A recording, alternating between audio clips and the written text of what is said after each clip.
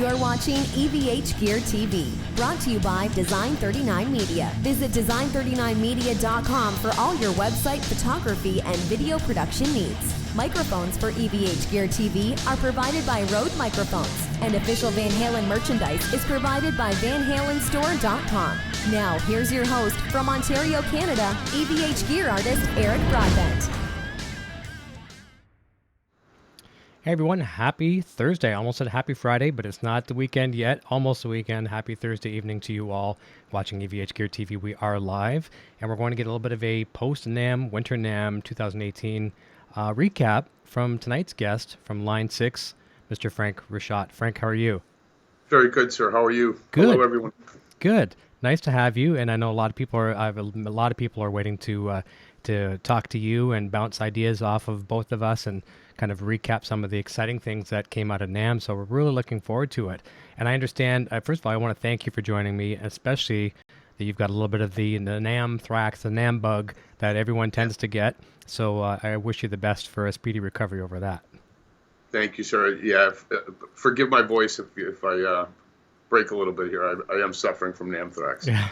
I swear, all of us, when we attend, we need to have Purell on both our sides of our hips and just, pump the stuff as we, shake somebody's hand, get rid of it. Exactly. IVs of antibiotics would probably help too. That would do it? Yeah. And you see some artists, I've seen some artists before in the past, you watch some of these interviews at different booths and things like that, and some of them, not a lot of them, but some of them won't shake hands with people for that sole reason. They're not trying to be jerks or anything like that, but they've got other business in other parts of the world, tours or whatever, other important things, and they can't be sick, so they avoid that. Absolutely right. Yeah. We'll jump over the... I'm fine to go. That's right. That's good. I'm glad to hear it. And you'll be good in a few days. Get some soup and lots of liquids and stuff, and you'll be good. Exactly. We'll jump over the chat quite a few times throughout the evening and say hi to everybody, and if they have any questions there as well too. So I'd like to just start off with people that don't know your background, and I don't know a lot of your background other than Line 6, so I'm quite interested as well too. Maybe you can share with us your full kind of the gamut of things that you do with Line 6, and maybe what you've done in the past in the music industry, on your way through Line 6. Sure. So I started in the industry with a company called Avid Technology about 25 years ago, actually, is when I really started. And I was on the video side of the business. Avid did nonlinear video editing, based here in Burlington, Massachusetts. And one of the first acquisitions I was a part of with Avid was DigiDesign. And I took part in the due diligence process and the actual integration of Digi, and I really, really loved the music side of the business. And from there, I was at Avid for 15 years, and then in 2009, my boss, who was the chief operating officer at Avid, took this job at Line 6, and he called me up and he's like, "You got to get out here. This is quite the place. It's got a really good vibe. It's 20 years old, but it's like a startup. It's all about innovation." And so I flew out. I did a couple interviews, and I checked the place out, talked to the folks, and man, he was right.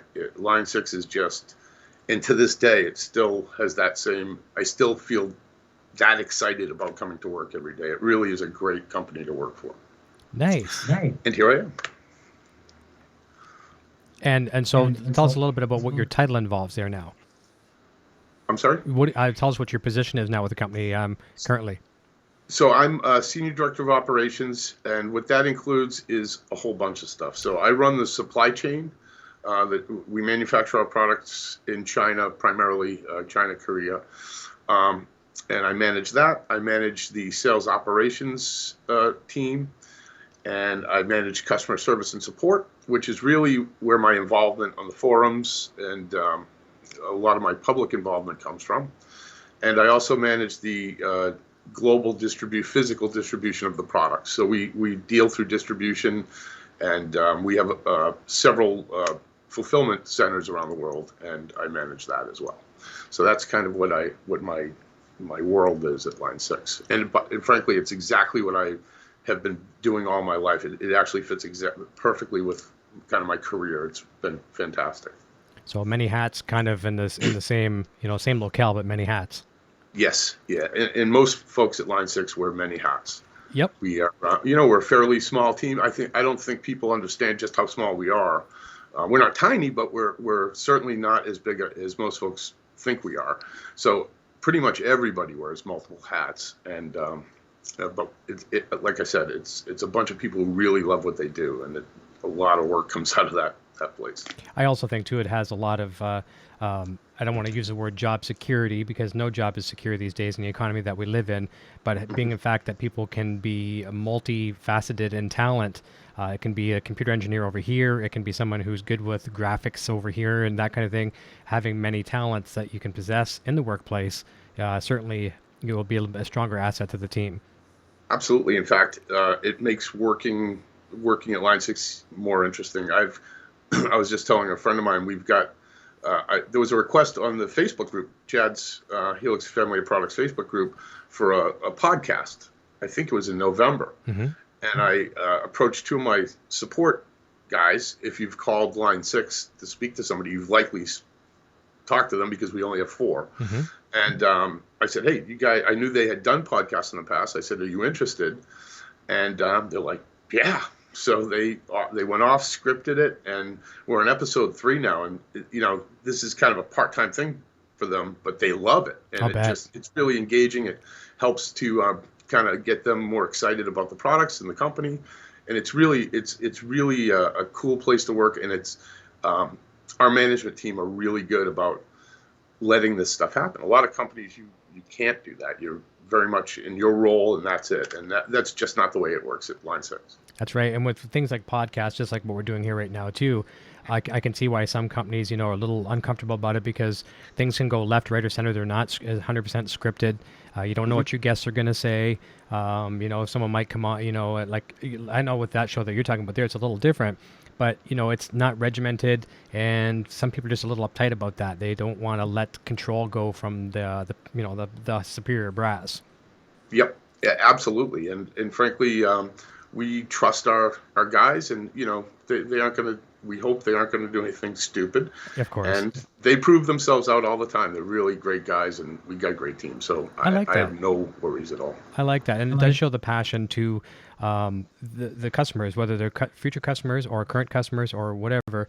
It does show the fact that this team loves what they do, and they can see, between things that are scripted and non-scripted, and they totally trust what these guys are saying. So I like that a lot.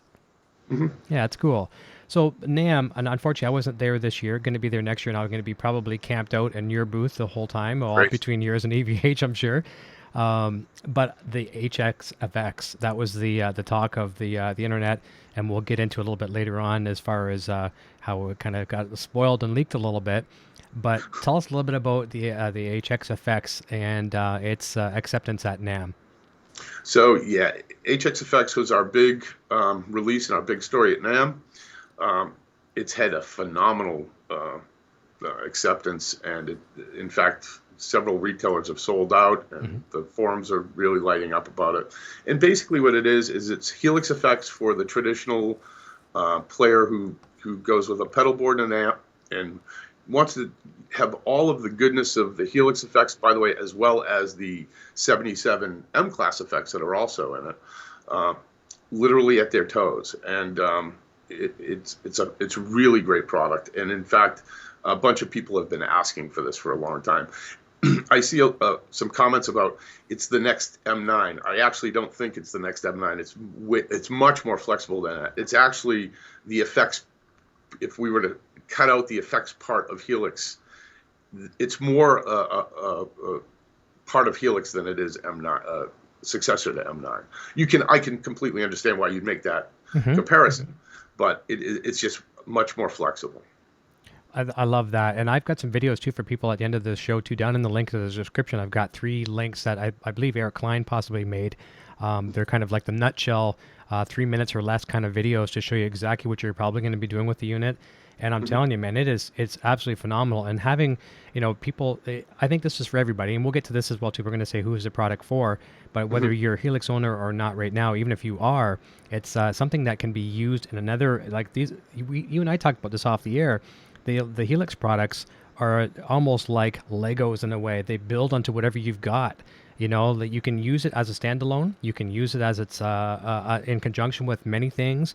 That's what I love about the family of products. It can be used, whatever your rig is today may not be the rig that you have tomorrow, and it adapts with you.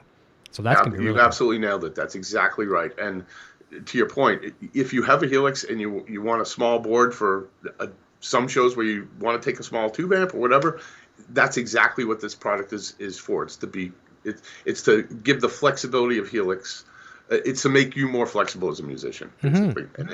And we're really excited about it. It's getting a lot of good reviews. The first ones, interesting. We made sure that it was in stores when we announced it. So the day we announced it, several posters on Gear Page and on the Facebook group said, "I bought one," and some of them paid next day air.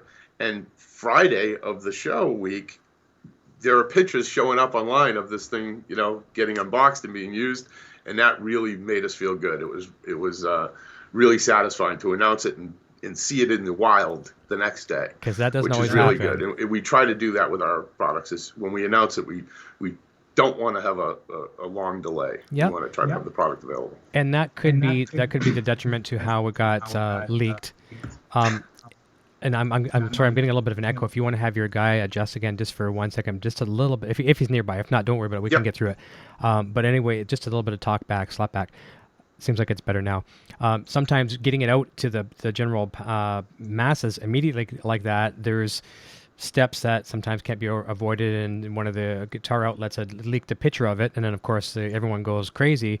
But I think sometimes I always try to find a positive in everything, and I think the silver lining in that cloud was the fact that maybe now people that may have just bypassed Line 6, maybe I'll check out the Line 6 booth, I'll try to get there. All of a sudden they see this thing and they're like, okay, we got to go check out this new effects pedal they got. And maybe there's more attendance because of that leak. I think you're probably right. And, by the way, this stuff happens all the time. Yeah. It's for the team who's planning the release, it stings. But it does happen all the time. In fact, it's happened to us several times. And the kind of nice thing about this was that the detail of the unit wasn't leaked. So we had the picture that didn't show the backplane, and we had the text in the GC ad, which was explained what was in it, basically 107 plus effects, Helix effects, and the M-Class effects, but it didn't tell you the rest of the story. And it was kind of cool because people were waiting to hear the rest of the story. In fact, the leak, people were talking about the leak for several days, as you know.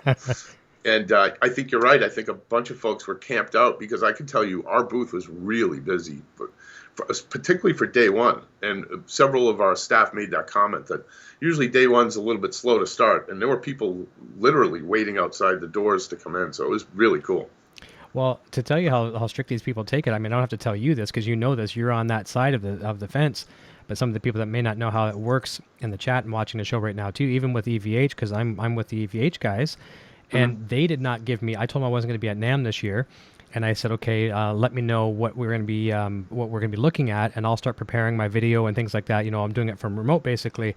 And even with those guys, they said, tell you what, we'll leak it out a couple days prior to NAMM, whatever. It turned out to be day of NAMM, and it has to be tight. It has to be tight because. First of all, you don't want wrong product information. You're not really too worried about the competition at that point because no one's going to manufacture a guitar or a pedal or something overnight and get it to NAMM and, blah, blah, blah. But it's more about, at least my opinion is what I think is they don't want wrong facts out there, right? You don't want it to say it's going to kill the Helix or anything like that, right? You're dead on. In fact, the thing we were monitoring the most when this happened was either... opinions or guesses that were something way above what it was, or just things that it totally wasn't. So, and it was really interesting because as we watched people guess it, what it would do, they pretty much came darn close. Some of them were off. There were a bunch of folks that thought it would have amp models in it, but the name of the product itself pretty much says it's effects. But aside from that, people were pretty good at guessing. And I think you're right. I think it built more excitement and enthusiasm. And at the end of the day, the launch went really, really well. Good, good. No, obviously that stole the thunder. What else did you announce at NAMM and show at NAMM? So we only had a couple other things. We had a Variax Onyx Variax limited edition, Okay. and we've been running these limited edition Variaxes, and they've been really a big success. We typically will run 250 of them. They're numbered, and we did an emerald green, which was based on our very first logo 28 years ago. We did the amethyst, which was a beautiful guitar, and this one's a black onyx, and it's translucent. It's really beautiful. So we announced that. That should be available early March. And we announced 2.5, obviously, which we were hoping to get released today, frankly. And we found a couple bugs that have to be squashed, so that's going to move to next week. But it's an exciting release for Helix. We've got a couple new amps. We've got 5 brand new ground up reverbs, which people have been asking for a long time, because we ported over reverbs from the M class to this product, but we did not have Helix reverbs. So we got real Helix reverbs, and everything the beta testers have told me they're great. So I can't wait to get them out there. So, and although HXFX customers now are starting to play with them, so I'm waiting to see some reviews. Fantastic. Brand new delay, ground up delay, and of course the real story is the 77 M-class effects that are now going to be in the legacy category in the Helix. And of course, we wanted to make sure that our Helix customers understand Helix is the flagship. And if you own a Helix, we want to make sure that you feel like you're getting everything. We would hate to release a product and then have somebody say, "Boy, I wish I had that," when they own the flagship. Something in the Helix family, really, the Helix floor and rack in LT should have the same functionality. Excuse me, I'm sorry. But that was a really big thing for us, and the guys got it done. It's going to be awesome. So we're patiently waiting for next week, and we'll squash the last couple bugs and get it out there. Hey, that's no problem. Waiting for it is good. The fact that you're not having any technical difficulties like you discovered today, and for some of the younger generation who may not understand what some of these firmware things and software upgrades do, I look at as like a video game that they like to play and the downloadable content. So you've got your base, you've got your Helix, and just because it's version 2.3 today, 2.5 next week, whatever, and version 3 down the road and all those other kind of things, your unit stays the same, software upgradable. All these features are allowed to be upgraded, through the internet, and you don't have to keep buying new gear all the time. Yeah, that's exactly the idea. And the testing is intense, and because we have to regression test everything. So we now have the complete kind of suite of Helix. We've got the floor, the rack, Helix native, and now Helix effects, and of course HX edit across all of them, which is really what we've been marching towards the last few years. That this is part of the bigger plan, and of course the beauty there is efficiency in development, because we can develop across all of these platforms and hit them all at once and use the same editor across all of them. So it's not only cool for the customer that you've got this entire suite that has all the same functionality and the editor, but from a development standpoint, it makes development faster. And so we can focus on developing. Modeling new amps, new pedals, new effects, and roll them out across everything. Nice. Well, one of the things I saw too, watching Eric's demos there, you're Eric, and again, those are down in the description down below too. See, I'm one of these guys who doesn't like to dive into stuff. Why I put it this way, I was kind of that guy. I did not like to get deep into menus and all this kind of crazy stuff. I wanted to just turn a knob and go, like a typical pedal, right? But I found the learning curve on Helix very, very quick. I was able to adapt to it pretty quick. Now, of course, I asked for some help through Chad's groups and things like that, and got answers very quickly. But I found myself comfortable enough, not intimidated, creating my own patches and things like that now as well too. But I find looking at the new HX effects, watching his demos, sure, it's a little different, but the learning curve going from one to the other is, you feel comfortable, I think. I don't have my hands on the HX effects yet, but I will soon.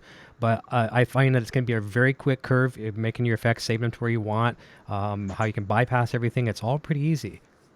I've heard that from a few folks who already own a Helix and have gone out and got the HX effects, so that it's different.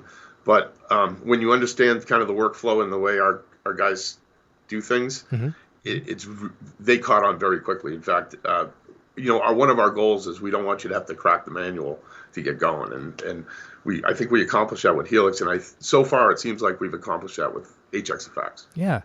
I opened the PDF manual today on the stick that came with my Helix for the very first time. The very first time I read the manual, because I did not know how to send out a direct line unbuffered, or unaffected, to a tube amplifier. And of course, I saw it there, number 27, guitar through, whatever it's called. And so that's the only time I've accessed it. But it's I have the stick here somewhere. But it's that, sir, is music to Eric Klein's ears. Oh yeah, is it? Absolutely. His it's all about being intuitive, and that's his thing, and that he loves hearing that. Well, good. And we're gonna give him a nice feather here in his cap in a second, because we're going to talk about some awards that's very important to him. But one of the things, I'll just put it extended, is, first of all, I have poor vision. So one of the things I like, and I don't wear glasses. I have a prescription, but haven't renewed my prescription in a while. I find looking at the user interface on the rack very easy to see. I do like the color display. Easy to navigate. I mean, there's so many positives about the thing that I can't praise it enough. And it sounds like I'm giving a sales pitch, but I'm not. It's just the fact that it's very comfortable to use. It's inviting, so I think that's kind of nice. Where if some people just don't want to turn a knob because they don't know how to get back, and it's so easy. If you're lost, hit home and you start back over. I've done that a million times. Okay, I forget what I did. Just hit home and I'll come back and I'll try it again. It's so nice. That's fantastic. Yeah. So let's talk. We're going to do this, and we're going to jump over. I've neglected saying hi to a bunch of people. So let's talk about a really nice award. And I've got a little picture here. You won't see it on your screen, but the viewers will. So let's actually flip over to that and tell us about the recognition, Eric, and your whole team were given at NAMM. Yeah. So at this NAMM, we received the Tech Award for Musical Instrument Amplification and Effects, which is a pretty big deal. And Eric and the entire team really deserve this award, and I got to tell you, we're extremely proud of this. And Eric's a great guy. The development team, great guys. Our QA team, support, everybody deserves a little piece of that award. But Eric's the primary guy. Helix is his baby, always will be, and he's the most deserving guy in the world. It's when I saw the announcement, I was absolutely thrilled. That's great. So we're extremely proud and humbled. Now, how far in advance do you know there's going to be the award? Is it pretty much the day of NAMM, or is it like Yeah, we knew we were nominated, but until the day of NAMM, we didn't know we won, and it got some really good reactions, that's for sure. Good. I was looking over the list of winners there as well, too, and there's big name companies throughout all those categories, and then there's even artists as well, too. I saw Bruno Mars for a couple things like that, too. It's really cool. It's really cool to check that out. Yeah. It was an amazing piece of news at NAMM.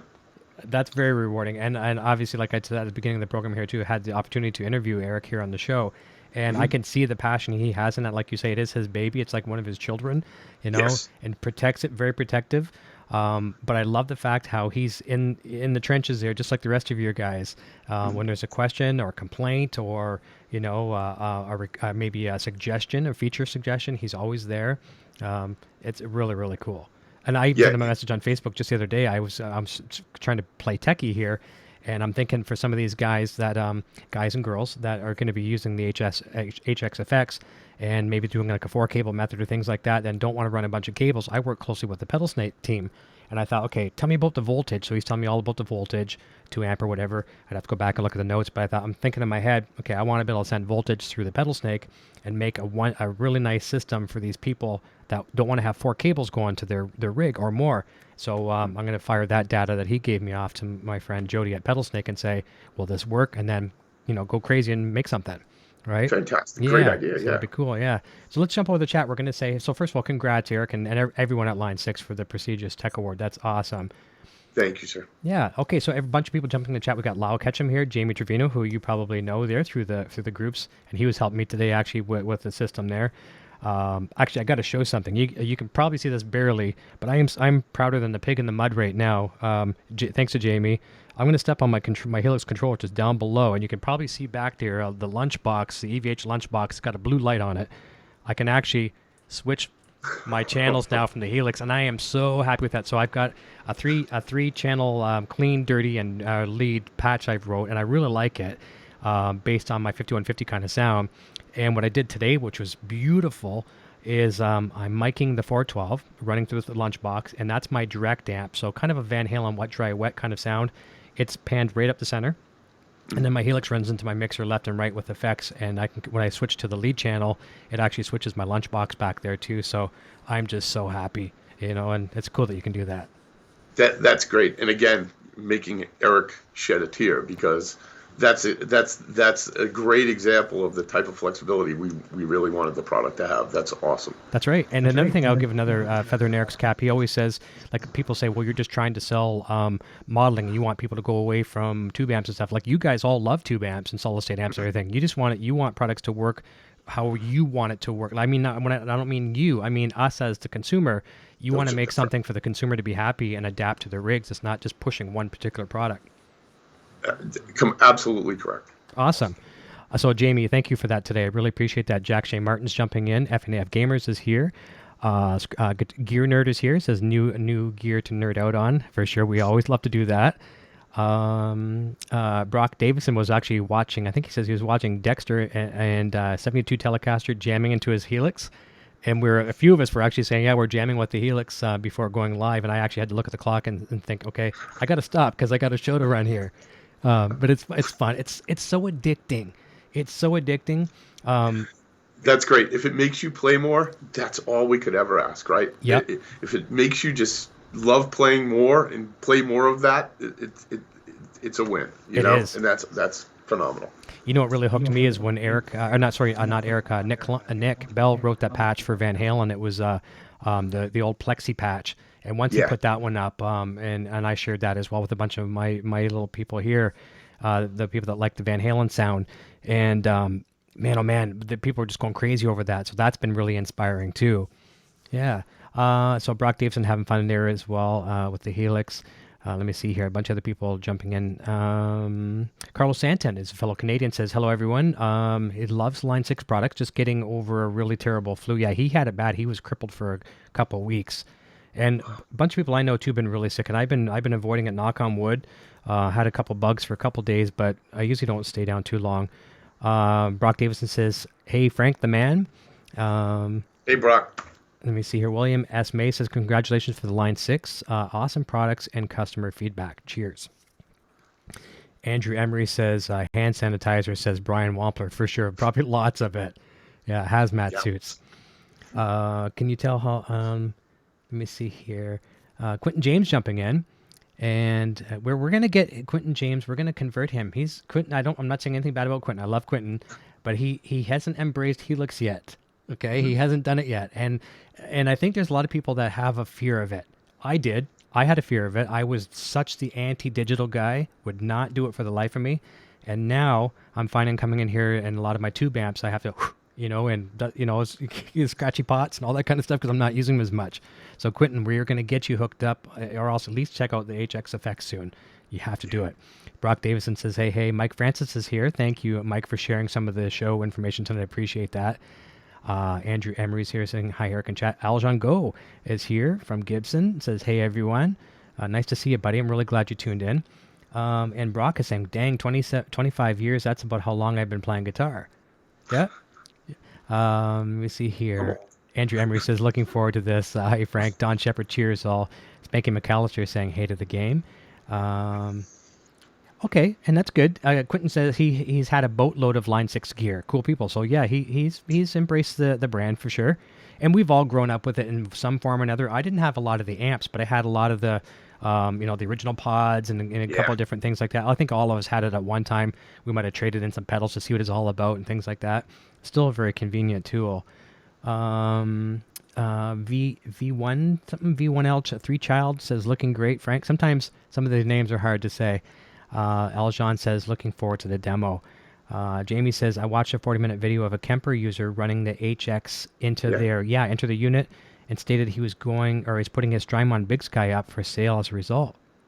Wow. I've seen several comments of people wanting to use and trying out putting HX effects to run their Kempers, and I think that's going to be a really convenient solution. Nice. Draw with Beaker says, "Yellow." Brock Davison, Frank has his own sound guy. Yes, he does. Look how important you are. You're your own sound guy today. Roadies. I'm actually sitting in at my buddy's studio here, Big Beaver Studio in New Hampshire. So that's my sound guy. He's my buddy. You know what it reminds me of? He's getting paid nothing. I love it. You remember? Do you ever see Saturday Night Live when Eddie Van Halen was on the show and it was like dinner with the Van Halens? And it's like, let's pick up the phone, check 1 2. Okay, go for the phone. And that was pretty good. Yeah, I'm gonna have to rewatch that. That was funny. Mike Francis says, I ordered mine 6 a.m. before it was announced. Love this thing, he says. Yeah, I saw a lot of people talking about placing orders right away. Oh, okay. VI13 is Frank's sound guy, I guess. Yes, okay. Yes, he is. Okay, there we go. And I know I'm not saying the numbers right. So I'll just call him File Child, I think is okay. Gotcha. Sorry about that, buddy. And you're doing a great job, and thank you for assisting us tonight. It's greatly appreciated. You have a nice studio. Let me see here. Alan Johnson says, "I'll guess the Guitar Center peeps won't get a Christmas card from Line 6." Oh, I'm sure they will when all the amount of sales they're going to do for Line 6. I'm sure they'll get a Christmas card. It might just be try not to do that again Christmas card. Yeah. Let me see here. Oh, no problem. Our first podcast hosting. Brock says, I don't know if it's question time yet, but hey, it's always question time. But someone posted saying the HX effects unit tuner is a lot better than the Helix tuner. This means 2.50 has a tuner fix. Can you say, and I know Chad was so upset the other day on his forums there, people are always bashing something, whatever. And see, I haven't encountered the bad tuner problem yet, but I mean, I'm using it in a pretty controlled environment. So I really don't care. I can't see I'm not going to lose any sleep over it. But is there anything you want to address about that? Like, tell us about what people are talking about. Sure. So when we first released Helix, there were some complaints that the tuner was not sensitive enough, and that was true. And I'm not sure. I think it was 2.12 that a later firmware release, we updated the tuner and added that second row of sensitivity. And in some cases, it can be overly sensitive and jumpy. And our team are looking at it. I've posted this on Chad's page and on Gear page. We know it is a very accurate tuner, but the representation can be jumpy.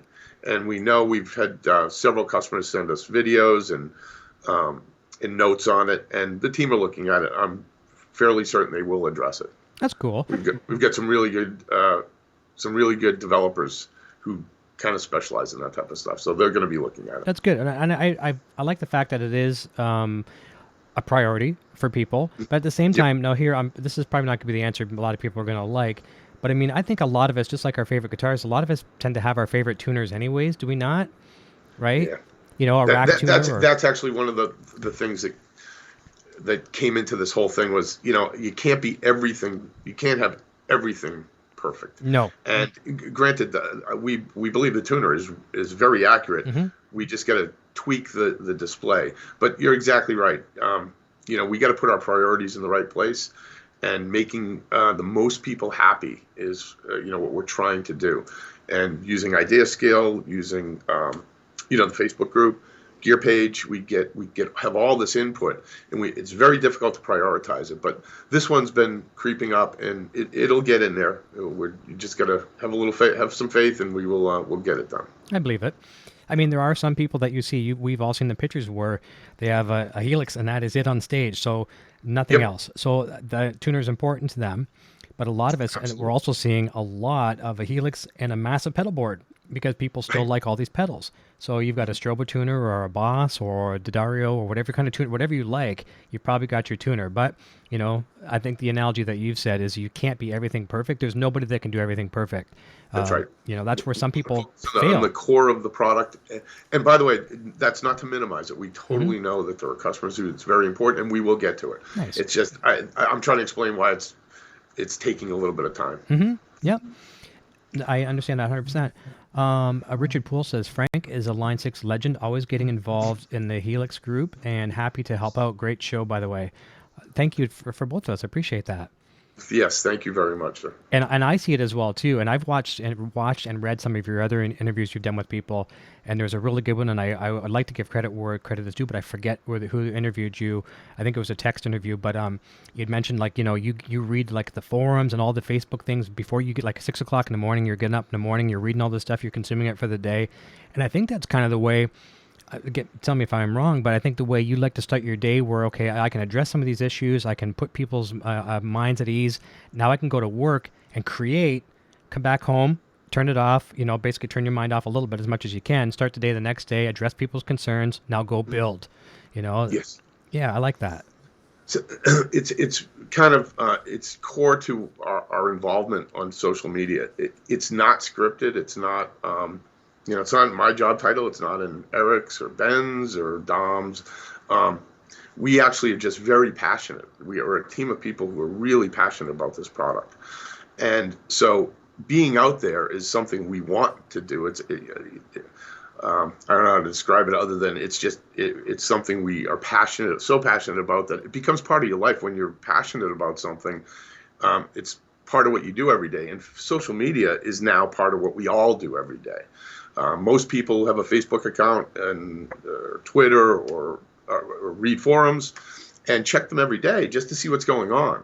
So it's not like I'm doing anything out of the ordinary. It might seem superhuman that Frank is responding to a customer service issue at 3 a.m. or something, but I'm just checking my feed as on the treadmill or whatever. Yeah. And of course, that's why we're there. We're there to help. So if I see something, I'm going to act on it right away. And I actually think you'll see a lot more of this going forward from other companies. It seems like a daunting task to go onto a Facebook group, for instance, with 12,000 plus members now, which is that in itself is incredible. Sure is. Hats off to Chad and the team. Yep. And say, hey, friend me, and here's my contact details. If you need anything, let me know.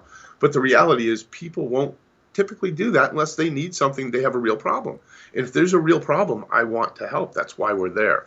And it's actually not been that, that difficult. I would say I get 8 or 10, requests a day of either just comments or, hey, can you help me with this? Or I've got a ticket or I've got a problem. What should I do?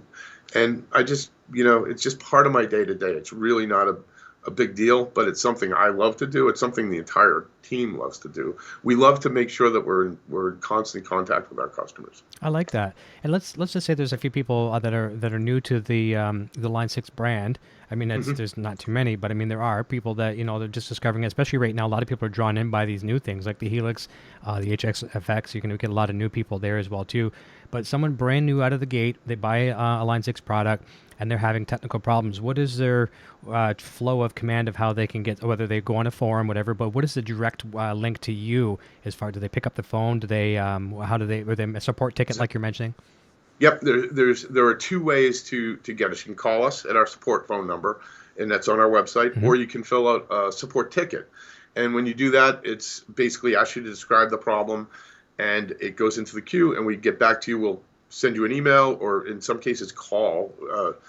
A lot of customers are pretty amazed that our support reps will actually call them when they find something out, or but we do, and those are the 2 formal ways to get in touch with us. In fact, if I interject on a forum and say, hey, give me the ticket number, or I'll say fill out a ticket, I may follow it, but it's just following the process. I'm not doing anything different. I'm just pushing it into the funnel of support. And we've got 4 really good guys on the phones, very knowledgeable, and we've got a great repair team. So if there is a problem, we're turning repairs around very, very quickly. Helix, we know that there are players making a living with this device, and that we take that very seriously. So we want to make sure if you got a problem, we want to get you up and running as quickly as possible, and we do our level best to get that done. That's nice. And I'm assuming, too, most of the support guys are probably players themselves. They probably own the product, so they know it. All of them. Yep. Nice. That's nice. So it's common knowledge. It's not like you're at a call center somewhere flipping pages. Okay, so you must open the Helix page 14, and yeah, that's good. I think it's probably one of the benefits of the job is whenever someone starts in the support team, I give them pretty much everything to take home and learn, because they're on the phone answering questions. I want them to intimately know that device inside and out. And they're all players. So if you've got a Helix to take home, let me tell you, if you're a guitar player, you're going to learn it really quickly and start to understand it. So it's they are all very knowledgeable actually using the product. Good to know. Back over to the chat, we've got Eric Hauber joining in. Mike Francis says Eric is in the house. Thomas Santiago says, hi, Eric and Frank. Sorry I'm late. No problem, Thomas. You can always catch the replay. These are available for replay right after the show's over. And for sure, Brock Davison says, don't forget the LT too, Frank. Yep, for nice. Nice one for sure. And Jamie the Lost says, what kind of lifespan are you folks shooting for Helix? That's a very good question. How long do you think that will be around? So it depends. I mean, it depends on competition, depends on development. But Helix was built with a lot of forethought. And again, Eric Klein's the father of this thing, and he's an amazingly smart guy. And he built in a lot of room to grow in Helix. And in fact, I had a couple people at NAMM come up to me and mention that, if you put those 77 M-class effects in there, are you going to run out of room? And we could do that many, many, many times. Eric was, the planning on this product, the life cycle planning was phenomenal. And it's going to be our flagship for many, many more years. Fantastic. And some people may say, well, okay, so you're shooting yourself in the foot. You're making something that doesn't need to be replaced. I mean, not to name any other names, but some of these cell phone companies, they've been known to notoriously slow down phones and devices to make you buy another one. You guys are going to survive. I mean, people, if you're not making a new Helix tomorrow, people they buy the Helix, any of the line of it, they love it. Oh, I want one of your Variax guitars to complement it. Oh, I want the HX effect. So it's not like you've shot off a revenue stream by not bringing out another model of it. That's exactly right. In fact, by the way, HD500X, great device. Doesn't reach the same audience because of the UI, and the UI is really a real big differentiator there.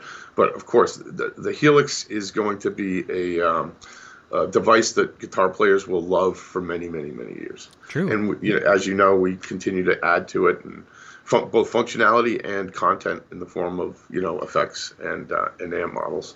And for anyone that doesn't know, I mean, if they haven't been to line6.com in a while, they may have the stereotype in their mind thinking, okay, well, they make some cool effects for guitar, and I think they have some guitar amps. Go have a look at the product and see how many products you guys have. How many would you say? I know I don't mean to put you on the spot. Roughly how many products do you have available for sale right now?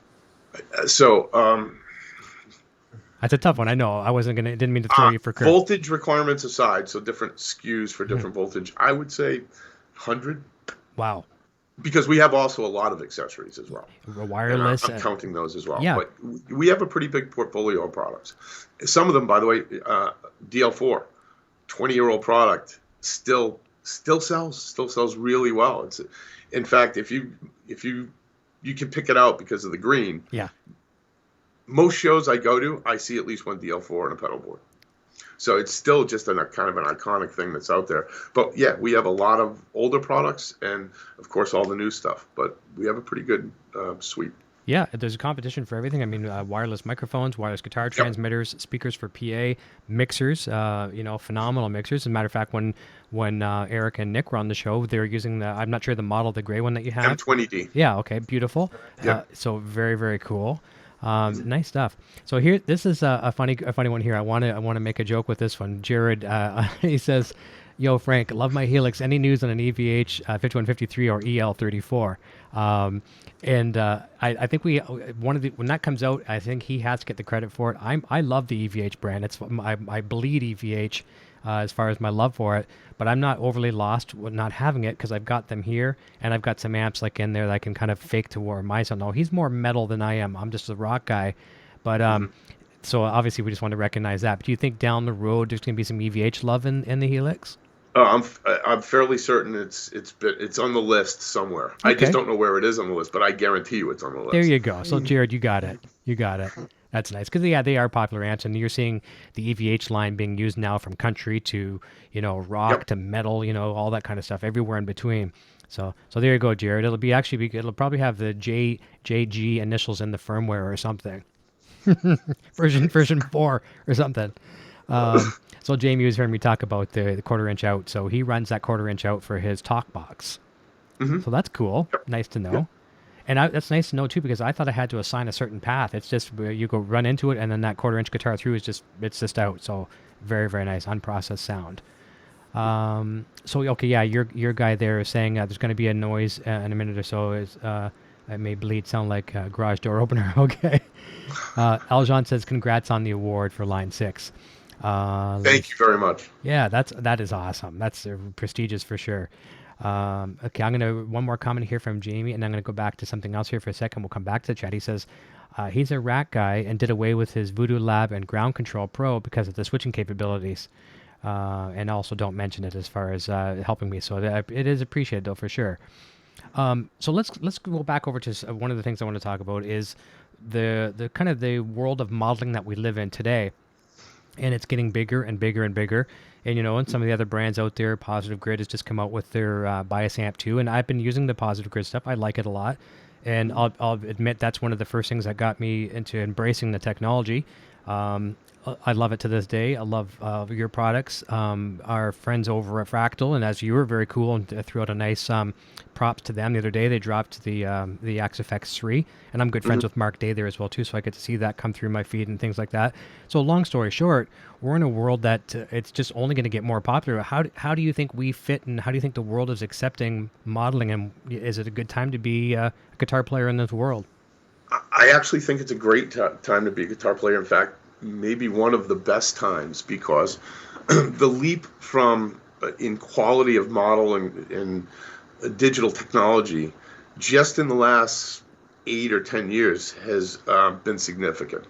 And I think you could most modelers nowadays sound pretty darn good.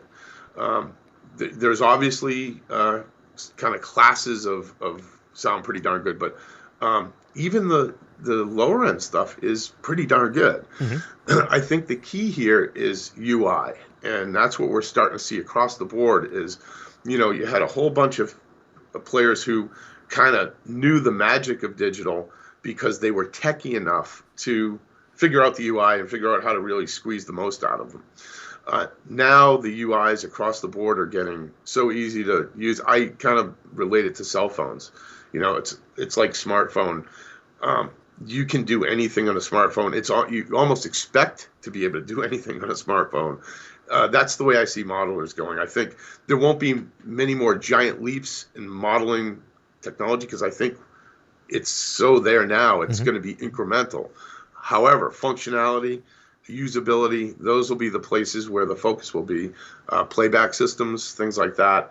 But the beauty of in our business is we love to innovate, and all of the companies in this space, Fractal included, Fractal for sure, Kemper, Atomic, we're all in a kind of a market of 80% of our customers are still traditional amp and pedal board players. And that's really where the market is. And the conversion to digital is starting to happen now. And there's lots of room for innovation. There's lots of room for competition. In fact, competition drives innovation. We have huge respect for Fractal and all of our competition. And we'd like to think they have respect for us as well.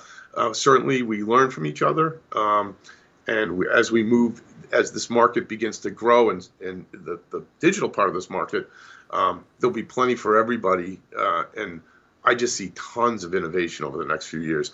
We're starting to see it now where, one product will release, a couple of years later, the next one releases twice as good.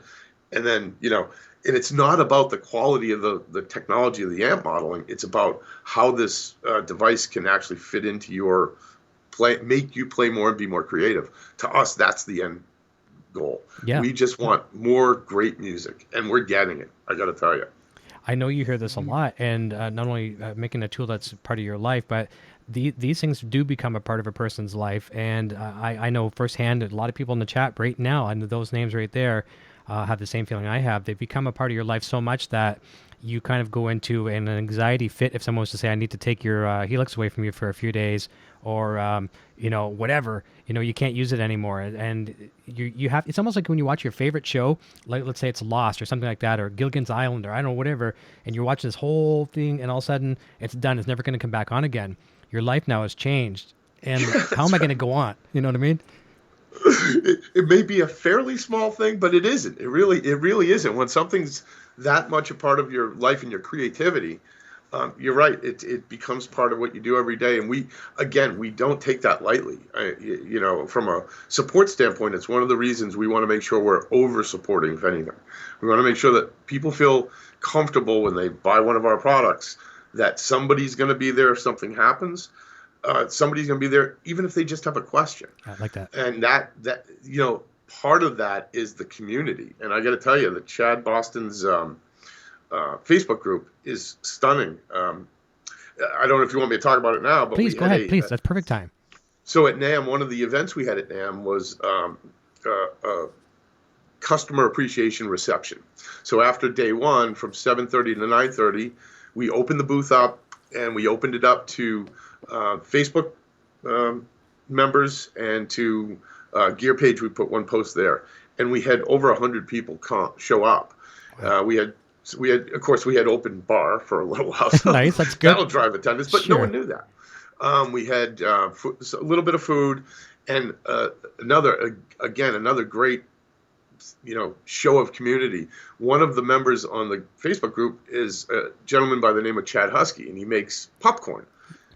Chad Husky's Carolina corn. Nice. And it is, I got to tell you, and this isn't a pitch, this is phenomenal flavored popcorn. Buffalo wings, dill pickle, just amazing stuff. And he sent 3 cases. So beyond what we had provided, there was this popcorn on all the tables and everywhere, and it was devoured. There was literally nothing left except what was on the floor, which was a significant amount. Sure. I got to tell you, the Marriott cleaning staff weren't real happy with me. It's like a movie theater. But it's that community, right? If you got a question, I guarantee if you post that question on that Facebook page, in 5 or 10 minutes, you're going to have several answers and several people offering to help. And it's such a powerful thing. Our COO, Joe Bettavenia, my boss, kind of had an opening, like a keynote when we kicked off that customer event. And, he talked a little bit about some interesting things that Helix does that no one knows about. But he ended it with a quote from Coretta Scott King, which is, the measure of community is measured by the compassion of its members. And that is so true. And to see what's happened over the last 2.5 years with the Helix community has been nothing short of stunning for us. And we embrace it, and we want to be a part of it, and we want it to grow, because who could ask for better? You got a complex product and a group of people who love that product getting together and being creative, figuring different ways to use it, answering questions. It's awesome. And we appreciate it. And I expect next year we'll have another customer appreciation event. We'll probably have to be bigger. That's with right. More popcorn. That's more popcorn for sure. And that's one of the things, I sound like a stuck record when I talk about Chad's groups. I think the way I found Chad was when your team had sent me the Helix, I knew it was coming. And I was like, okay, so I like a lot of guys and girls too. I'm not trying to alienate musicians. But when they get the gear, it's coming, whether they order from Sweetwater or Guitar Center, wherever that's coming, so they go start watching all the videos and consume as much Line 6 knowledge as possible. And that's what I did. I'm consuming all these videos, and then I come across Chad's Friendly Gear Freaks page. And then I come across his Line 6 Facebook group there. So, okay, of course I'm going to join those. And then I was met with open arms. I'm just a stranger. They didn't know that I ran a show or anything like that. I'm just some guitar player guy with a mustache. And I jump in this group and, hey, dude, how you doing? And the way I look at it, like, I've left a lot of groups because some people can just be so mean. They ask a question, get out of here, newbie. It's like, oh, okay, sorry, I guess I'm not welcome. But the way I look at Chad's group, remember the days, like you and I are fairly close to the same age. Remember when we grown up with our hi-fi stereo systems, or maybe let's even go a little further now or newer, and a Blu-ray player or a stereo we're trying to hook up, and you got your buddy over. I can't figure this thing out. Let me try the wires in the back. And it's a fun thing. It's a project you're working on together with your buddies. I find the same thing with his groups. It's like, okay, did you try this? Yeah, I tried that. Well, what if you tried this? And, oh, thanks, man. Like, I posted a question today. I had a bunch of people, like, commenting on it right away. And sometimes you're not even looking to see if you have a question. You're just looking to see what's there, and you learn from something from someone else asking. Absolutely. That's a great analogy, by the way. It is like that. It's like working on a car or something when you're a kid. That's a good one. Doing it with your buddies, right? It's having a common interest and having that many people instantly available to talk to or to ask questions. It's really a powerful thing, and it's awesome.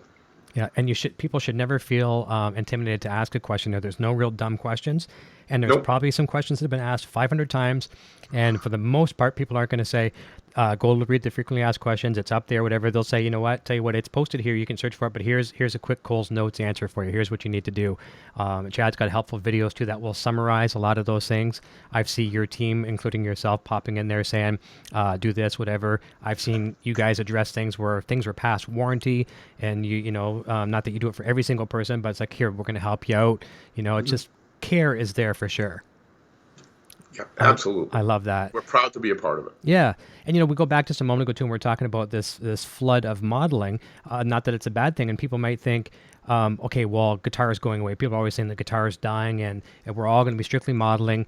You tell me. Now, I have a question for you later about what were some of your highlights outside of Line 6 at NAMM. Did you get a chance to look at some other things? But without naming guitar manufacturers and amplifier manufacturers, I don't think we're in any shortage of real guitar amplifiers and guitars being manufactured. So they're not going away.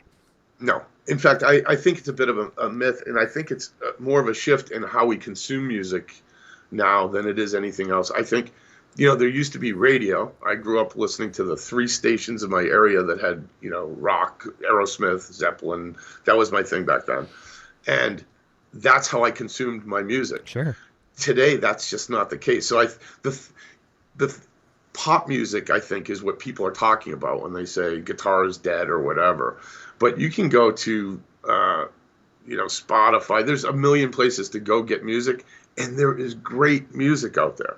I mean, I've loved music. I've loved music all my life, and I never get bored with. There's something for everybody out there, and I think that perception that guitar is dead is really not. I actually don't think it's real. I think guitar is alive and probably more healthy than it's ever been. It's just, you got to go look for it in a different way these days. I agree. But it's there. I agree. And I think YouTube that we're on right now is a really nice platform as well, too. And I'm going to use my 11-year-old son as an example. I've discovered some music that I should have been aware of, and I feel bad, that I didn't embrace it or accept it or even know about it. But, some of the things that, he's watching on YouTube is like, who's this person you're watching? And I watch, I'm like, oh, this person's actually really good. And bands that I would have never heard of and just all that kind of stuff. And then you're seeing some of, the heroes, either using some of the Line 6 products and things like that. And you learn a little bit more about the product through these, kind of influencers and things like that. It's a really, really cool way. Sure, radio is not like we used to have it. I used to tape my band songs, not my bands, but Van Halen would be on the radio. That'd be the way I'd get my songs. I would tape them to a cassette off the radio, and you would just hope the DJ wouldn't talk over the, the intro or whatever, right? Exactly. But yeah, it's changed totally, and the internet it's been great for us. It has so many pluses and negatives. The internet is my livelihood, and I hate it at the same time because there's positive and negative. But it's just the way we have to adapt to the tools that are given to us these days. And you can either complain about it to your, crying yourself to sleep on your pillow, or you can really use it to your advantage, like we're all trying to do here, reaching out to customers, reaching out to fans, all that kind of stuff. Yep. And I think with the number of outlets to get music now, it's more of a you go get it versus it's delivered to you. Mm-hmm. There's just so much more to choose from, and there's some amazing stuff coming out that I listen to it all the time. In fact, I would say my playlist at work are customers who post clips on the gear page and on Chad's group, and I could listen all day. We have some amazing musicians in these forums, and Yeah. I mean, I go buy their stuff. It's just a different time and a different method, but it's still there. I firmly believe guitar is alive and kicking. I like that, the fact that you do that for the sole fact that I can imagine being in the office and it's like, this is the sound of line 6 is what you're listening to, right? With not just a Helix, it could be whatever they're using. But I mean, a Helix or a Variax or whatever, it's one of your tools, and this is the sound of Helix. Country, Massive source of pride, line 6. a massive source of pride for us. And in fact, be playing something and someone will come in and, what's that? And I was chatting with someone, they sent me a track, and I was playing it, and a bunch of people came in and said, that is killer. And I was telling them that, and it's true. It's both a great source of music and a great source of pride for us. I like that. That's cool. So I mentioned about getting a chance to actually look at some other booths. Did you get a chance to walk the floor and you see anything that really caught your eye? Unfortunately, I got to see very little. Mm-hmm. I was only there 2 days this year. I'm usually there 4. Okay. This year I was there just Thursday and Friday. Thursday night we had the customer event, and Friday night after the show we had Chad's Helix dinner, which he had last year, and it was quadrupled in size this year, awesome. Which is great. But I got to make one pass, and I went to visit. I've been in the industry a long time, so I knew a bunch of people. I went to visit, the guys I haven't seen for a year. Sure. But I really didn't get a chance to see much because I was super, super busy. Yeah, and even myself last year was my first year being there last year, and people asked me texting me and things like that. What did you see? Did you go see this? Whatever. And I said, I don't know. And I actually didn't remember what I saw until I watched video footage back that I recorded, because it's just like overload. It is overload. Yeah, isn't it? It is. And I got credentials for a bunch of folks from the forums to come as our guests this year, and many of them were first timers. And I love it when someone who's never been to NAMM and is a real gear freak shows up, because it is sensory overload. It's just so much stuff, but it is. You see them at the end of day 1, and they're on top of the world. They're like, this is unbelievable. And by day 4, they're usually dragging, but. It's great to watch someone go through it for the first time. I wish I could have saw more. There were a couple things I definitely wanted to go see, and I just ran out of time. I had tons of meetings, lots of customers coming to visit me, and we had a lot going on. So unfortunately, couldn't see too much. No, I can appreciate that. Next year, I'm looking forward to it with Junior. He's him and I are very tight. He's going to be probably a bigger part of the show than he's going to be a big part of the show is what I'm trying to say. And he's like all excited about next year. So we're going to be there next year. We're going to try to allow ourselves a couple extra days, so a better part of a week, so we can actually just relax, take in a little bit of he's used to playing like Grand Theft Auto and stuff like that. So he knows almost Los Angeles mapped out through a video game. So, if he's ever lost, it's funny. It's funny you say that. My friends, one of them who was my audio engineer. Yeah. When they first came out several years ago, I brought them out to NAMM. He said exactly the same thing. I was driving from LAX up to Calabasas area where the office is. He's like, I know all these freeways. Yep. Grand Theft Auto. Yeah, that's right. That's all. If he ever gets lost, he says, I'll meet you over by Flamingo or whatever, blah, blah, blah. It's crazy. But yeah, so anyways, but we're going to look forward to that. It's great he'll be involved, though.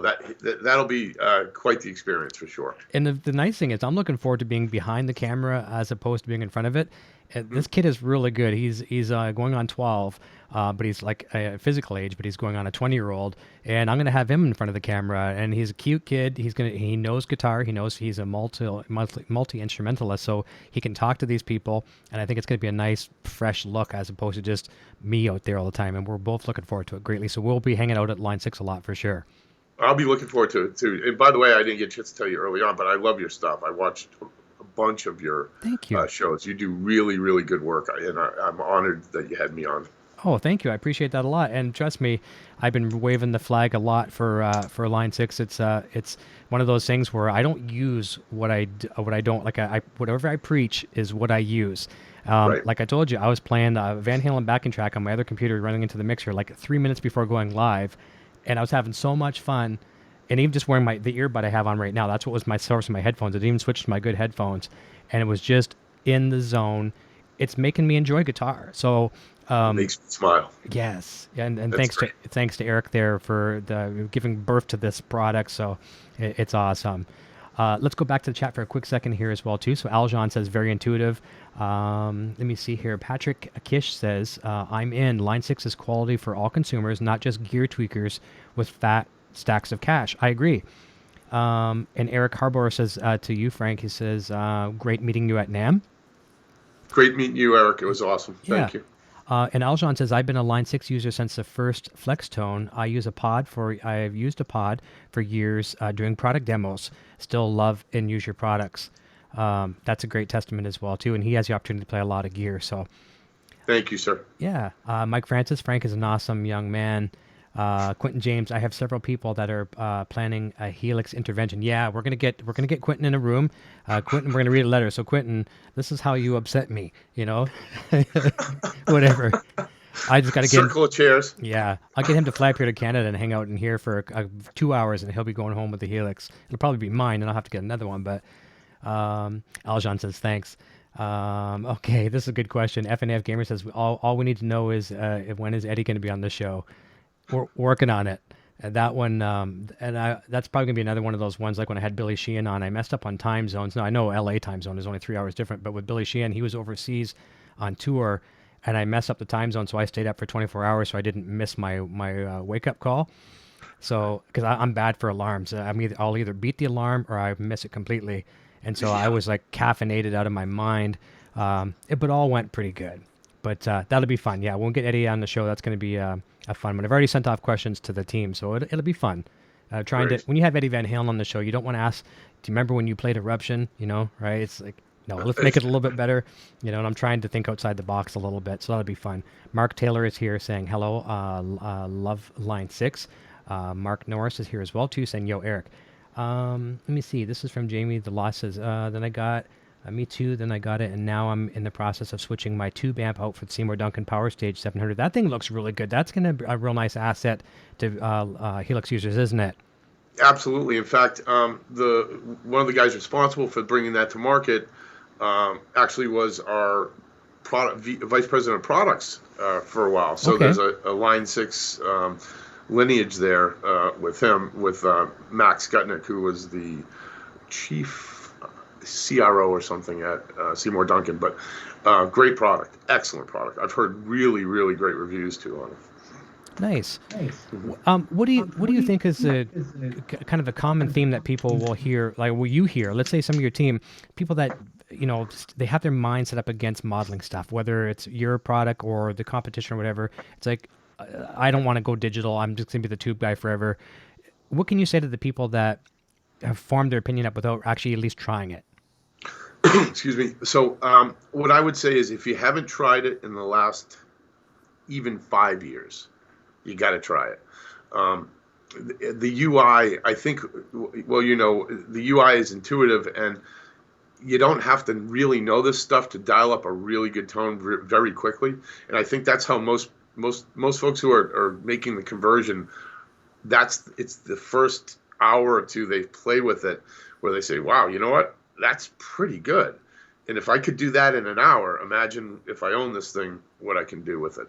And that's really what I would say is, if you haven't given it a shot in a while, try it again. And by the way, it's not all or nothing. As you know, we preach this. Run it into your tube amp. Mm-hmm. Start that way. Stay that way. But we find a lot of guys start out that way and then say, oh, you know what, I'm going to take a feed to the front of house. And then they say, you know what, that sounded pretty darn good. And then they start saying, and if I can make this work, my rig gets much smaller, load in, load out's much easier, sound checks are a breeze. Richie Castellano is a friend and one of our Helix artists. And I was talking to him at NAMM, and I knew this. They toured Europe last summer, and he brought his Helix. And he said he would go out there for sound check and plug in, and they'd say, is that it? And he'd say, yep. Is that good? And they'd say, yeah, you're good. Done. Off stage. Wow. And meanwhile, bands are, 20 minutes, half hour trying to get things dialed in. And he just absolutely loves it. And, he wasn't necessarily a modeler guy all his life either. So it kind of grows on you, and you start to see what's possible. And Yeah. it's very efficient. He's a real champion for your brand, and I subscribe to his YouTube channel, and I sadly did not know of him until probably I got into your products. And I watched so much of his stuff. I watched his Band Geek live broadcasts and stuff like that. But I've learned a ton from him, from his videos. Very, very helpful. And I mean, he's not required to do these kind of things. I mean, it's nice when he does it, being an artist. And it's nice when your artists give back that way, but they're not necessarily contracted to do that. And he does so much. And you can tell that he loves it. It's almost like he wants to challenge himself, I find. Yeah, he's truly one of Chad's Facebook group. I mean, he's passionate about this stuff. He absolutely loves it. And it comes across when you're talking to him. It comes across in his videos. He's one of the nicest guys in the world. And I got to tell you, he is just, it's genuine. It's completely genuine. He's just really into this stuff. And he loves the possibilities, the creativity. Yeah. And you nailed it when you said how people, how they change what you're using your rig today, like down the road. Oh, okay, I'm going to use this now with my tube amp. Like just today, after owning the Helix since like the early fall, I'm like, okay, well now that I learned I can run a direct out to one of my tube amps, I'm going to blend in kind of the Eddie Van Halen, wet, dry, wet. And I'm like, wow, this is great. And here's how I'm going to take it a third step. So the Helix has been probably one of the best things that ever happened to me, number one, as a guitar player, but running the talk show where some people that don't watch religiously here on the channel, I'll do demos throughout the week, whether I'm a new guitar or something, whatever. And the Helix is just so good for me to plug into my mixer, USB mixer, and out to YouTube. And my sound is beautiful. Couldn't ask for better. Like I did a demo on a guitar a few weeks back or a month ago. Totally unorthodox for me. It was my boy's guitar. It was Eastwood Airline, an old vintage retro looking guitar. And here I am doing like Van Halen kind of stuff on it. And people are like, that guitar shouldn't sound like that. And it wasn't about me as a guitar player, as talent. It was just the sound. And like, whoa. And that's where the Helix came in. Now we've talked about how I've adapted it today with a tube amp. My next level, which is a third way, is when the HX Effects is here. I want to go back to the 100-watt head that's behind me. That's one of my favorites. And I'm going to use no effects other than the HX Effects, and I'm going to run some effects to the front of it. I'm going to run some through the back. Still mic it because I have two mics back there, and I'm going to use that as A, B, and C kind of rigs here in the studio, and I'm really looking forward to embracing that too. I can't wait to hear you doing it because that's awesome. Looking forward to it. It's gonna be nice, and the reverbs are gonna be beautiful. The delays, like I'm a big delay guy. I've always been a guy where if they say, okay, you can only take one effect with you, and the HX Effects doesn't count because it's everything in one, so we can't say that. But a delay pedal. If I had to take a delay pedal, that's what would be my go-to thing. So I'm anxious to try the delays that are in there, and there's so many as you've mentioned earlier. Yeah, that's gonna be great. And we got a brand new one coming with 2.5 as well. Great. So I finally have your guy's name right, Vilechild. Vilechild, yes. He put it in the chat. Thank you. It's like me trying to read a personalized license plate. V76, it's like, no, just forget it, Eric. Just stop. Choo Choo, I think, am I saying that right? I'm probably not. It says, I embraced the M13 when it came out, and it was the best thing ever for a church guitar player. Yeah, I see a lot of worship stuff, right? I see that a lot. I didn't really know the term worship players, whatever, until I seen all these people in church using it. Couldn't be better tool for that. There's a Helix worship Facebook group as well. I believe it's approaching 3,000 members. The beauty, I think, one of the requirements for church music oftentimes is quiet stage. Yes. And I think that the functionality, the flexibility of Helix is really great in that environment where you can, be just Helix going out to the PA and maybe in-ears or a small monitor. But I think part of the reason it is so well adopted, and it is very much adopted in the praise and worship space, is exactly that. I think they're on the cutting edge of going digital for good reasons. They don't want that loud in your face. I think we could learn a lot from those guys and girls for sure. Go watch some of the things that they're doing, and just because we're in rock bands and things like that doesn't mean that we can't take away something from those guys. Sure, there's lots to learn about the way they route things and the way a church stage is run. Absolutely. Mm-hmm. Now, I have to apologize. I don't know this one particular YouTube channel, but it is a worship YouTube channel. You may know it. It's one of the the household names and worship channels. I just don't know the name, but I've watched some of their videos, and they've got patches you can buy through their websites and stuff like that as well too. Some with IR, some just custom patches. So that's good for the worship people if you're into that, and you get yourself a Helix. Go check out these guys, and you can purchase, and you can have everything that you need to start at least, and then tweak to your own after the fact. But very cool. I love that. Good to hear there. Let me see. So Alex Guitar says, "Hey Frank, people love the reverbs. My demo blew up." Now I'm not sure if I saw one. Do you know which one he's referring to there? Who is the Alex Guitars?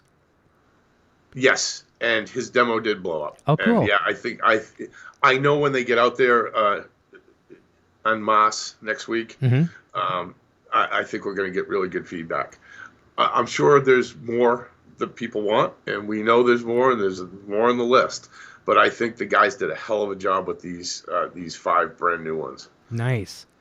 Alex, if you're still listening, send me a link to that one. If I may have seen it, I don't know if I have. I've seen so much recently. Just go to the Facebook page, facebook.com/EVHGearTV, and message me through there. I'd like to see your video, and I'd be happy to share that as well too. Alex is a beta tester for us as well. So okay. he had early... in fact, Alex is one of the guys I want to make sure was happy with our reverbs. Good. Yep.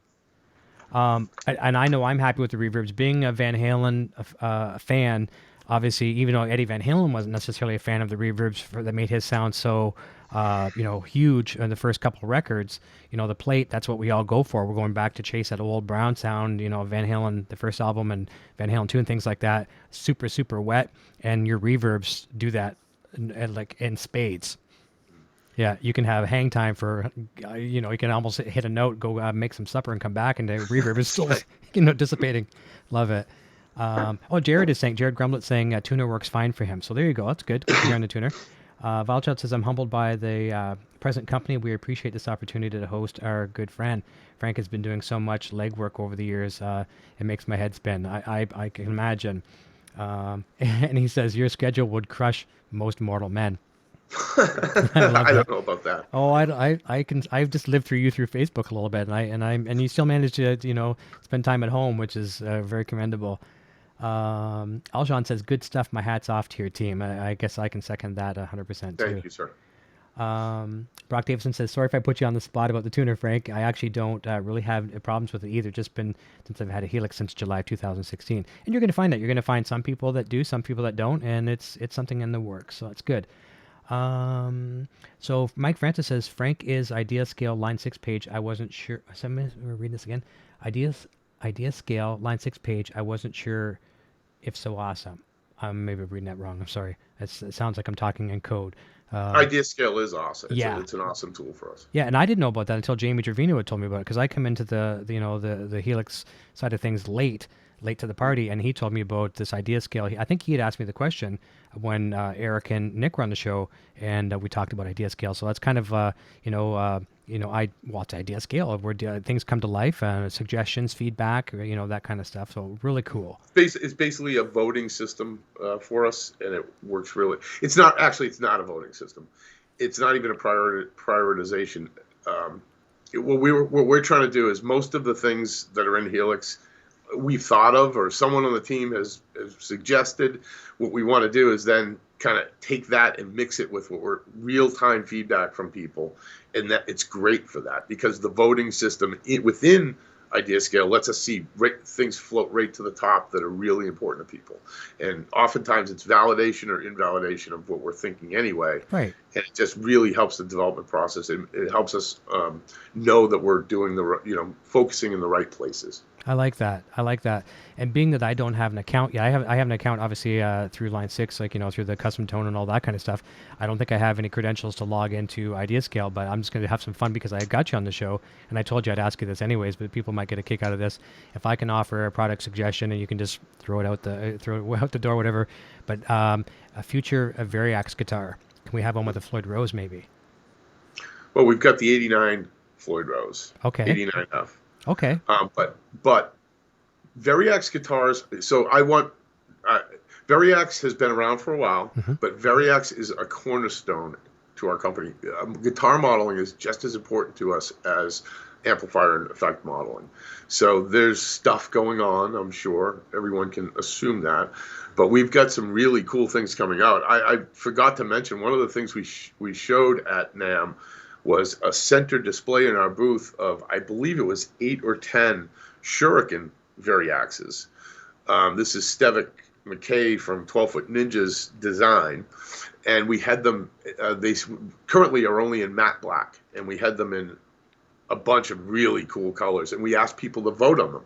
Now, those are not products yet, but we're going to take a look at what guitars get voted up, which colors, and we will likely make some of them, or maybe not. But Okay.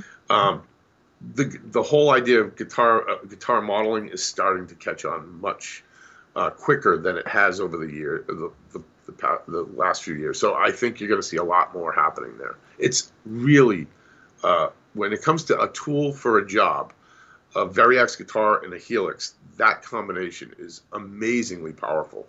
And people who have them and gig with them and make a living with them will tell you that. Richie Castellano is one of them. Mm-hmm. It just the power of being able to change tunings and all with one button on your Helix is pretty incredible. And I see that really moving forward over the next several years, that integration and just more wide acceptance of guitar modeling. I like that. And see, I've only used one Variax once in my life, and this was actually your very first one you ever released. This goes back some time. Now, I used it in 2005 on a record. When did the first Variax come out? Oh, that's a great question. I actually can't answer that. That's okay. It was the 300, I think. Okay. It was early 2000s anyway. Yep. So they've been out for a while. Of course, the technology's changed. The new Variax, the current Variax is not the same as the prior generation. Yeah. But it's been out for a long time. I remember using it. The engineer wanted me to get a 12-string Rickenbacker kind of sound. And it's this one clean passage, and it nailed it. It's very, very cool. So it's on my record. And this was like, it must have been like the 300 series, whatever. It was like black, like kind of a dual cutaway.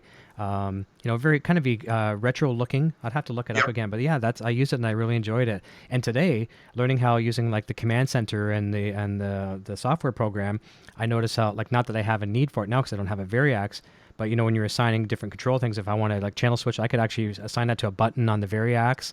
It's amazing what you can do. Oh, the power is just incredible when you get them together and you start playing with it. Yeah. So I'll have to get you one. Okay. I think that, it's not, you're not limited. People, us, aren't limited to what the technology can do. I think it's limited to what your imagination can do. Exactly. That's exactly right. And by the way, that's the definition of successful technology is the technology's out of the way, and it's now your brain and your creativity just creating incredible music. Yeah. And that's we can't ask for anything more than that. Where do you want to go today? Right? Yep. Yeah, awesome. Well, listen, we're going to wrap up with a couple last questions over in the chat, and I'm going to let you fly. Antonio Gonzalez says, Hola, Frank and Eric. Greetings from Vancouver, British Columbia. Nice to have another Canadian. Loving my Helix rack, having lots of fun since the very first day. Isn't it nice when you hear things like that? You have no idea. I know. Especially you guys, because it's your company. Hey, your good friend and my good friend Rich Antonelli says, just popping in quickly to see my friends. Looking good, Eric and Frank. Hope you're feeling better. Rich is a great guy. He is. Got to see him at NAMM too. I saw the pictures. That was great. He got to meet everybody there, and him and I have been trying to get a schedule where I can get him on the show. We just want to hang and have some fun. And he was. Oh, he'll be a great guest. He will for sure. No doubt about it. Oh yeah, and he was getting his roof done for a while there, so we couldn't have like the knocking and banging and all that kind of stuff. So, Jamie says he flies out sometimes. Can I use the Service Plus program to backline my rig after? Rather than taking one of my Helix units, or is that strictly for repair required situations? No, it's strictly for repair. So what he's mentioning is we basically have a U.S. only because that's the region we actually support directly. Mm-hmm. We sell a product called actually I don't remember the name, Support Plus, and I think it's $49, $49.99. And if you have to send your Helix in for repair, we'll send you an advance loaner overnight. Nice. Then you send yours in, and when it's done, when you get it back, you send back the loaner, and it's all paid. It's basically insurance, but that is for repairs. It's not for a gig situation. Yeah, but something we can think about. Yeah, for sure. Nice. Maybe a premium service. And the cool thing about that is people might think, okay, well, that's nice. I get another Helix, but now I got to set it all up. You just back everything up to your computer, your laptop, whatever, flash drive, boom, pop it on, and it's your Helix again. We do it all the time. In fact, I will, in some instances when a customer's like, I got a gig, Friday and it's Wednesday, and they don't have that.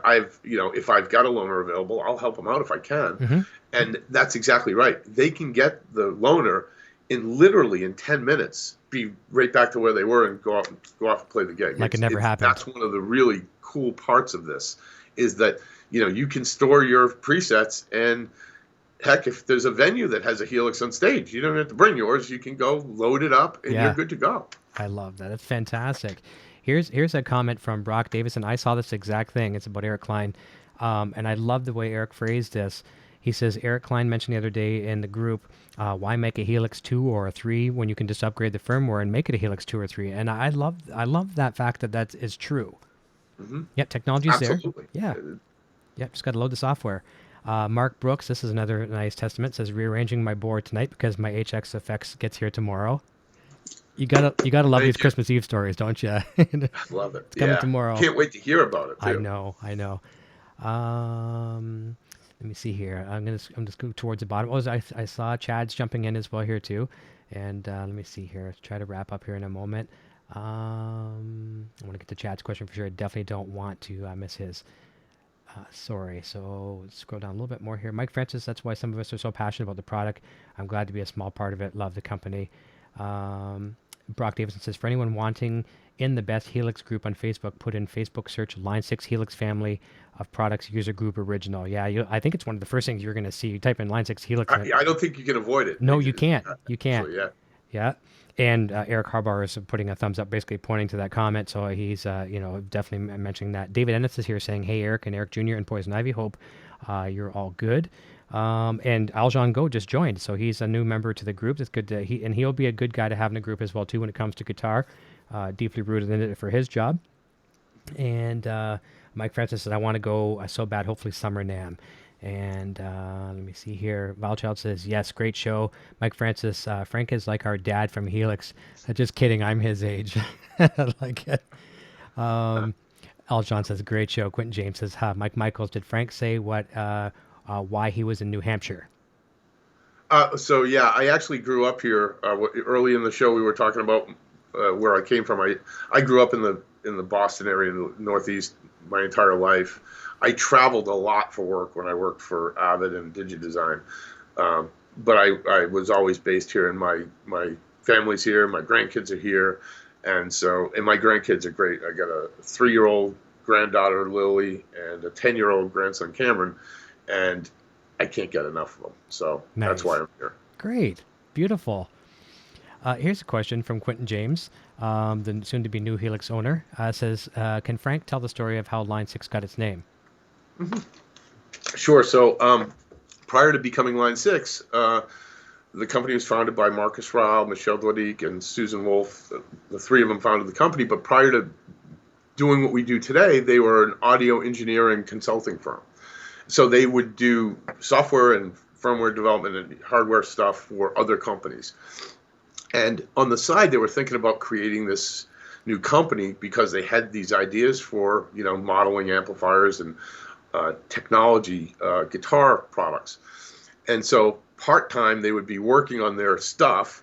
And of course, you're playing guitar, so it's loud, and you're building an amplifier and someone's playing it, you're going to hear it. So what they would do is when someone would come in the building, one of the clients, they would make a PA announcement that, somebody's got a phone call on line 6. There were only 5 phone lines. The 6th line didn't exist, and that was code for put the stuff away and turn down the amps. And, it stuck. And I tell that to a lot of folks, and it's kind of a funny story of how we got the name because, we need a Line 6. Call on line 6, which really means hide the amplifier, or at least turn it way down. That is awesome. Wicked. Here's a comment which is going to lead me to ask you a question about Eddie Van Halen. So Bobby Lopez says, "Did I just hear Eddie is coming on the show? Just got here, not confirmed yet. Working on it like a madman. Like I say, questions are all done. There's about 25 questions that are sent off to him. I'll let him pick and choose which ones, and then we'll probably only going to have him for a short time. It won't be a long one. But question for that on the tour, you may not know this answer. Maybe you do. On their last tour, a lot of times warming up backstage. So obviously, Eddie had some of his 5150s combos and things like that too. But there's been several scenes where we've seen Wolfgang and Eddie jamming on a Line 6 amp. Did you see some of those? Did your team get involved with that, or did you know anything much about it? I did not, but I know Eddie years ago, before I was with the company, was working with us a little bit. So I know he knows about our products, and he's used our products. Cool. Several times in the past. So it doesn't surprise me at all. I don't know about it, but it does not surprise me at all. Yeah, I'll dig the pictures up. I'll send them to you. You'll probably like to see it because they're sitting there side by side, and obviously probably to enjoy the effects, and things like that as well too. But I'll find a picture. I'll send it to you. It shouldn't take much to find it. Chad Boston says, "Hey, Frank and Eric," and a huge thank you to Chad. Chad, thank you so much for everything you do. I believe it's his and his wife's anniversary today. 16 years. 16 years. So congratulations, Chad. That's awesome. More power to you. And obviously he has a good lady at home, letting him do, and I don't want to use the word letting, encouraging him to do what he does. And it's support at home. As you know what that's like. It means everything. Support at work, support at home, support, from the community. So congrats, Chad. And I hope you have a great anniversary. From a question from Jared, is Line 6 going to make a dedicated FRFR cab? I can't discuss. Yep. Okay. No problem. Product lines. Yep. No problem. David Ennis, hey, Mark Taylor, Brock Davison. I use the Line 6 M13 pedal on my blues album, Outtakes from the Soul. That even made it to number 15 on the Billboard chart last year for 1 week. I'm excited to get the legacy models again for Helix. Wicked. Excellent. And I think Chad was saying he can't wait to hear the next album. I think I read that comment somewhere. And this is cool. Brian Schmalz, I think it is, says, so many folks here from the Facebook group. Nice to see names I know. I'm really happy to see the people joining from the Facebook group as well, too, because a lot of them aren't necessarily fans of the show here. So if I can keep some of you people here, that'd be awesome. Love to have you as subscribers. And, everybody sub. Thank you. I appreciate that. Lots of Line 6 love here on the channel for sure. Trust me. I'm trying to balance it, but it's when I love it as much as I do now. It's a fight to keep it in control. Well, that's great. It's genuine, so that's all good. Yeah. Anytime I grab a new guitar for demo, that's the first thing to choose. So, and of course, I'll hear it through the 5150 right after because I like to say, okay, here's modeled. Now here's tube, and they like them both. They don't say one's better than the other. They like them both. Let me see here. Brian is asking if Brock is on Spotify and things like that as well too. I think that's just. But I'm just going to see if there's anything else. Here's another question for a comment from someone I haven't addressed tonight. Chappie Wolf says Line 6 always eager to engage with their customers. As I said in Facebook, it is obvious that they pour their hearts and souls into what they do. First class company, first class people, first class support. Wicked. Thank you, sir. Thank you. That's very nice. Humbled. Positive comments on the reverbs from Chad Boston. Let me see here. What else did I miss here? Okay, Brian Smalls next week. That's talking about the firmware next week. And it was really funny too. I was one of those guys that I almost broke my F5 key on my keyboard refreshing to see if and I was like, you know what? I'm just being stupid. I have to carry on with my... Just for all the Facebookers out there, this morning I got an email that looked like we were ready to rock and roll this afternoon. And I changed my soon to very soon in all caps. And Brock Davidson rightfully said, I've deduced that that's a 3-hour window between noon and 3. Yeah. Something to that effect. And unfortunately, very shortly thereafter, I got an email saying that we found a couple that we don't want to let go, and we're not going to let anything go. It's got to go right. Yep. So as much as it's disappointing, at the end of the day, it's the right thing to do for the product. It's the right thing to do for you guys, our customers. So I agree. When it goes out, we want it to be right, and it will be. You know what? I get a kick out of watching you do it because you're just as excited as we are. Oh, yeah. You're like the kid in the candy store. It's like, I'm going to give it to you guys, and you're happy to do it. But at the same time... We can't wait to get this thing out. I know. We can't wait to get any of our releases out. The whole company is just like waiting to see what the reaction is because we really do care. We want to make sure we want people to love it. Of course. Of course. One comment here. Marshall MG Man says, I think it's really amazing how much Line 6 has done in the last 5 years, blown up with the Helix and other insanely good effects processors. They had kind of a harsh name for a bit because of the Spider. Now, I didn't get into the Spider series. Was that something that was kind of something thrown towards a wall and didn't stick as well? So Spider, the whole Spider amplifier series was really, we had everything from beginner amps, practice amps, all the way up to really nice, rather expensive amps. We made over 1 million Spider amplifiers and sold. It's significantly more than that now, to be honest. I don't know the actual number, but I think we kind of got a consumery vibe from that, when a $99 amplifier where we were selling Vetas and really high-end stuff. I don't think we deserved the reputation, but we certainly did have that. Mm-hmm. And one thing we were really conscious of when we rolled out Helix was to make sure people understood this is pro gear and we are 100% behind it. We're going to support it like nothing else. And we want to make sure that came through, and I think it did. We still sell lots of amplifiers, and the Spider series, the Spider 5 series, is a great product. And they're out now, and again, everything from a 30 watt all the way up to a 240 watt, and great products. A little bit of a different market, mm-hmm. But still great products. So I understand that comment, and yep. We're working on it. Yeah, for sure. Don Shepard says, might have to go from the Boss GT100 and give Helix a go. Great show, guys. Thank you. Here's a technical question from Alvar Paz. Will it be possible to update the Variax firmware through the Helix directly? I actually can't answer that. Okay, no problem. If I know our team, mm-hmm. I'm sure if it isn't today, it will be at some point. But okay. I actually just don't know. That's best. I love that approach. Same as me here. And someone asks me a question, does the Van Halen guitar do this, whatever? If I don't know, I'm not going to say it, because you look foolish if you don't have the right answer and fly off the cuff. So Mike Francis says, awesome show, guys. Thanks, Frank. Feel better. Thanks, Eric. Tell your family. Hey, Aljan loves the story of the company name. I love that too. That's very, very cool. Quentin James says, Frank and Eric, great show. Happy anniversary to Chad from Aljan. Mac Tech is my brother. Awesome to see you here. It's great to see you tuning in. I said on one of the last shows, the first chords to any song I ever learned on guitar was from my brother. So very cool. House of the Rising Sun, by the way. That's awesome. The first song I learned. Still a great song.